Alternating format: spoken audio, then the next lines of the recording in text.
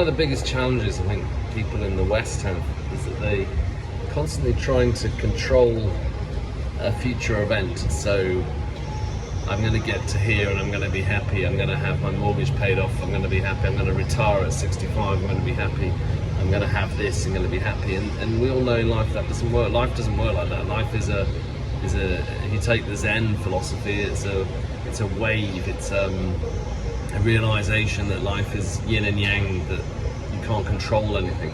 You can do your best to perform, that's a different thing, but you can't control ultimately how life unravels.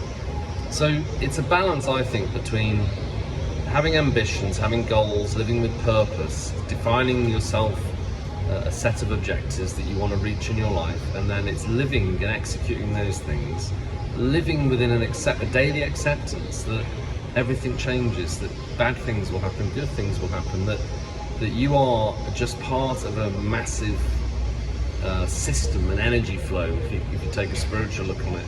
And the peace that you will find in accepting of that is very powerful, and it's a major part of self-awareness and transformation. So you stop getting irritated by people on the tube, you stop triggering to people who are writing stuff on social media, you stop reacting to people's comments.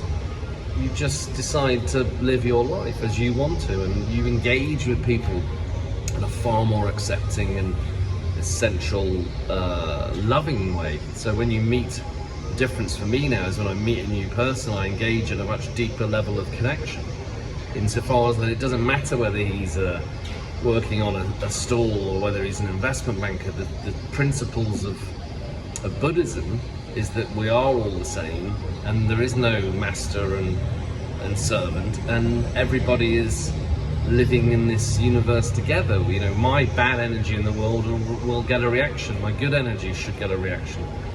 And that's whether that's right or wrong, it doesn't matter if you believe it or not, but for me what has helped immeasurably is an acceptance that everybody is the same, that we're all part of the universe, and we're part of that system, and therefore my job is to try and put something positive into that, and try and be a better person, because ultimately, why wouldn't you be?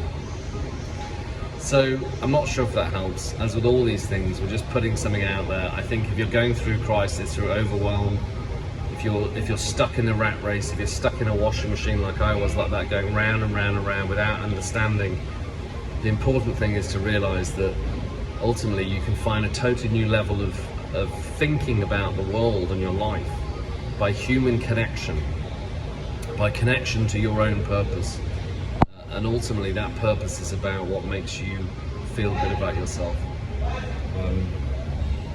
And what makes you feel good about yourself is nothing to do with cars and houses and buying stuff. It's about what makes you feel happy, whatever that is. Being a good parent, traveling, meeting new people, changing yourself, exploring yourself, learning a language, being healthier, having real connection, real depth of connection with people around you, connection with yourself. What do you know about yourself? How do you feel? Are you truthful to yourself? Can you stand up for yourself? These are the empowering things. To know yourself, be true, I think is a phrase. Anyway, all the best.